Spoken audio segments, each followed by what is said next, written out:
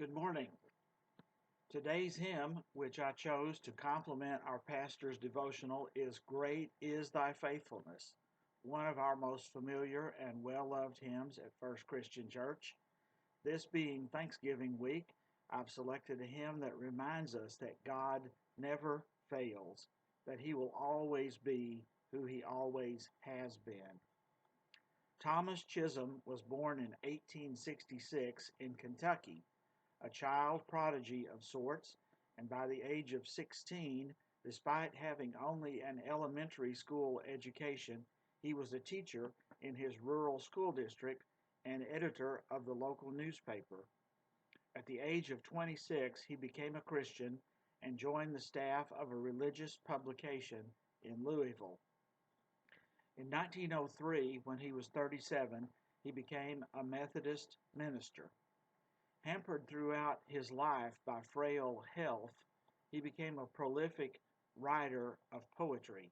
He wrote over 1,200 poems, some of which became hymns that are still in use today. This hymn is perhaps his best-known work. When he wrote this hymn in 1923, he said that it did not spring from any dramatic event in his life. There are hymns, such as It Is Well With My Soul by Horatio G. Spafford, that did come out of some great tragedy or sorrow or joy, but Chisholm made no such claim for this one. As he looked back on his life from the age of 57, he felt that he had led a rather ordinary life, having been a teacher, writer, editor, preacher, not particularly distinguished, but grateful for God's ever-present grace. He wrote, "My income has not been large due to impaired health, but I must not fail to note the unfailing faithfulness of God, and that He has given me many wonderful displays of His providing care, for which I am filled with astonishing gratefulness." This hymn reminds us that God doesn't only work in dramatic or miraculous ways, but also in simple, everyday ways. As with most of Chisholm's writing, this poem is full of scripture quotations and references. He quotes from the 3rd chapter of Lamentations, where the scripture writer reviews the woes of his life, but is suddenly reminded of God's protection through it all. Beginning in verse 21, he writes, "This I recall to my mind, therefore I have hope. It is of the Lord's mercies that we are not consumed, because His compassions fail not. They are new every morning. Great is Thy faithfulness. The Lord is my portion, saith my soul, therefore will I hope in Him."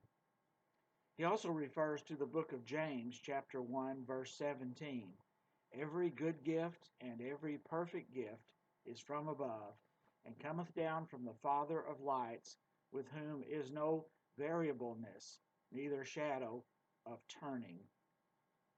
Chisholm sent his poem to his friend William Runyon, a Methodist minister who had served churches in Kansas and Arkansas.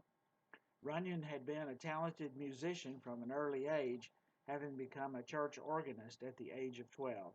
While he served Methodist churches, he also edited music for Hope Publishing Company and Moody Bible Institute, and wrote several hymns and hymn tunes during his career.